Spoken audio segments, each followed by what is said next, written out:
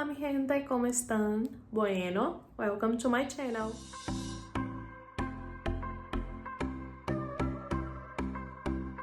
E o vídeo de hoje é sobre a minha final de anatomia. Pois é, pessoal, eu aprovei esse final, graças a Deus.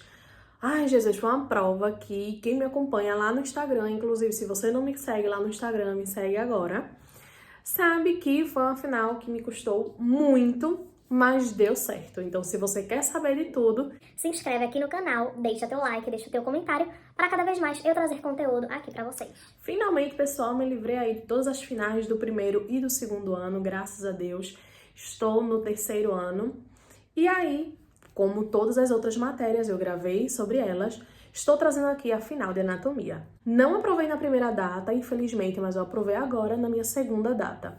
E vou contar tudo aqui pra vocês. Eu era da Cátedra B, então eu cursei com o professor Maitini, que foi da segunda-feira. Enfim, fiz esse ano a prova. Eu rendi com 2 professores, mas eu vou explicar como é dividida essa prova. A prova de anato, ela tem 2 fases. A primeira fase é a fase prática. A gente vai passando com o professor pelos preparados. Geralmente, pessoal, essa metodologia prática assim, de com o professor nos preparados, é quando não tem muito aluno, mas geralmente final do ano, início do ano, tá lotado de gente. E aí acaba sendo pinch, que é uma modalidade que eu não gosto. Tem lá a peça, né, cadavérica, né, no caso preparado. E tem um alfinete e você tem que escrever no papel em 1 minuto que estrutura é aquela. Eu não gosto muito porque se a gente erra, quando é numa prova oral, a gente consegue, o professor pergunta, tem certeza? O que é isso aqui do lado? Pra gente se ubicar, né? Se localizar. E aí, o pint não pode ser assim. Então, pra mim, dessa FET agora de agosto foi muito importante, porque ela foi um oral prático. A gente passava pelos preparados, o professor ia perguntando o que é isso, o que é aquilo, e quando eu errava, porque eu errei algumas coisas, ele ia perguntando, tem certeza, mas isso aqui. Na parte do prático, eu fui com o professor Kuti, tá? É um pediatra da Cátedra B. Um amor de professor, me tranquilizou bastante, eu tava muito nervosa, mas ele foi me tranquilizando. Primeiro, a primeira pergunta, no caso, foi pra eu pegar um osso, escolher o osso que eu quisesse, na mesa lá, pra eu falar sobre eles. E aí eu escolhi o fêmur, falei tudo sobre o fêmur, o que era, ele foi perguntando alguns acidentes, eu ia falando, perguntou que se insertava em certos acidentes ósseos, e aí, ok. Ele disse que estava perfeito, fomos para outros preparados. Então tinha preparado de ombro, para eu falar sobre o músculo que eu tava vendo ali, tinha preparado de pelvis, tava pinchado um nervo também, tinha preparado de abdômen e tinha um preparado de neuro. Errava algumas coisas, mas ele sempre perguntava, tem certeza, isso aqui? Enfim, no final eu fiquei com 8 nessa parte prática, né? E aí a gente vai pra secretaria, porque aqui tem um sistema de bolicha. Esse aqui é o bolicheiro de anato. Ele é enorme, gente, é muito assunto. É assunto pra dar e vender, ó. Muito assunto. E aí, deixa eu só mostrar pra vocês, ó. A bolicha 1, por exemplo, são tópicos que tem vários assuntos, tá vendo? E aí o professor sorteia 2 bolichas e ele vai perguntar assuntos dessas 2 bolichas. Então, a secretária foi e sorteou lá as 2 bolichas. Lembrando que a nata é de 1 a 45. Pra mim, caiu a bolicha número 42, que eu não gostei muito.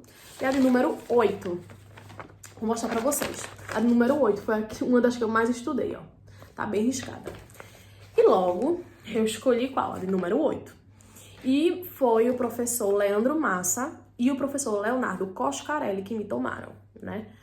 Foram muito tranquilos comigo, me acalmaram o tempo todo, foram bem legais. O professor Leandro Massa, o primeiro tema que ele me tomou foi cintura escapular. No caso, os ossos da cintura escapular, pra eu falar tudo. Aí eu falei que tá composto por 3 ossos, a clavícula, a escápula e o húmero, e ele pediu pra eu falar a generalidade desses 3 ossos. Falei tudinho e ele deu muito foco na escápula. Pediu 3 acidentes bem importantes da escápula e eu falei a espinha da escápula, né, que vai estar na cara posterior. A gente tem a apófisis coracoide, que vai estar na cara anterior, e a cavidade glenoidea, que vai estar hacia a lateral, no borde lateral. E aí o professor Coscarelli me fez uma correção, que no caso seria o ângulo, né, lateral, que vai estar hacia superior, que vai se articular com o húmero.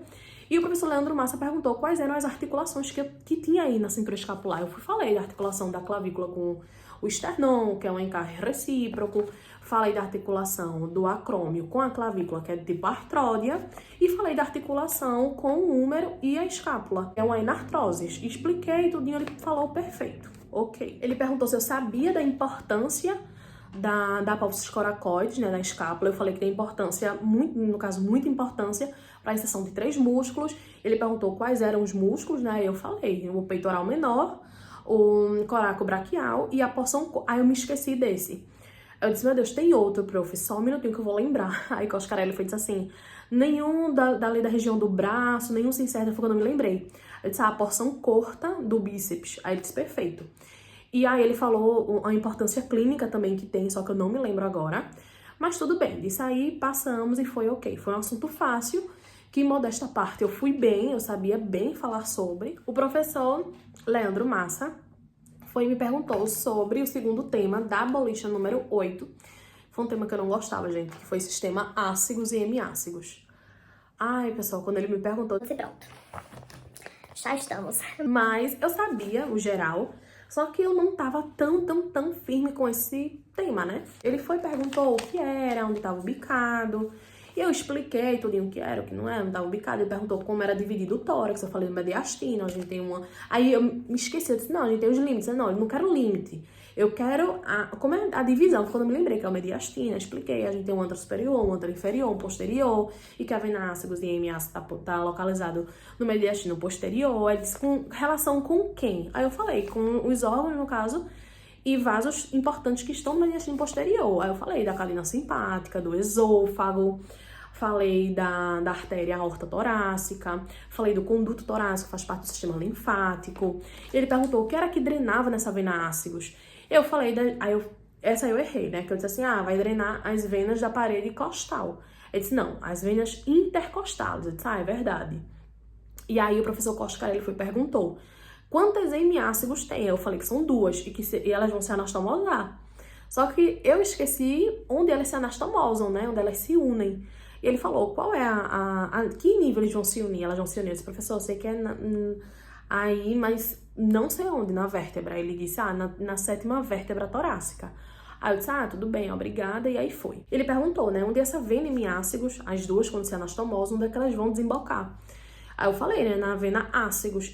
Aí ele disse, essa vena ácigos desemboca onde? E aí eu disse, bom, eu sei que é na vena cava. Se é na superior ou na inferior, eis a questão. Aí eu falei na vena cava inferior. Ele, não, é na superior. Aí botou lá, anotou alguma coisa, mas eu já tava com medo, muito medo. Mas ele me explicou porque era na superior, tudo, nanã. E aí o professor Coscarelli perguntou. Tem uma relação muito importante com o cachado da ácigos. Aí eu disse, porque o cachado da ácigos ele vai passar por cima do bronquifonte direito, né, que é o broncofonte, né, direito. E ele falou, e quem é que passa por cima do broncofonte esquerdo? Aí eu falei, é o cachado da aorta. Aí ele falou, perfeito. Isso eu tinha visto na aula dele, tá? Eu vi isso na aula de Coscarelli. E aí, ok, passamos para o outro tema. O professor Coscarelli pegou a boliche e disse assim, você já fez 2 perguntas da boliche 8 com o professor, né? E aí eu vou perguntar da boliche 42. Gente, na hora eu disse, meu Deus do céu. Ele foi pra boliche 42, aí ele olhou a boliche e disse assim, você quer um tema fácil ou um tema difícil? E aí eu ri, eu disse, professor, um tema fácil, por favor. Aí ele disse, ele foi um amor. Ponto. Aí ele disse assim, eu vou te dar 3 temas e tu escolhe um desses 3 temas pra tu falar perfeitamente. Ele disse assim, você quer falar de bulbo, configuração interna ou externa? Você quer falar de trompa de falópio ou você quer falar de cavidade orbitária? Bom, eu falei na hora, cavidade orbitária. Gente, aí ele disse, perfeito, então me fale perfeitamente em ordem de anterior a posterior o limite medial da cavidade orbitária. Aí também eu disse, bom, eu já não fui muito bem em hemiácigos, né? Então aqui eu vou ter que dar o meu nome. E eu falei todos os limites. Eu falei o que era a cavidade orbitária, falei que tinha forma, né, de pirâmide de base quadrangular.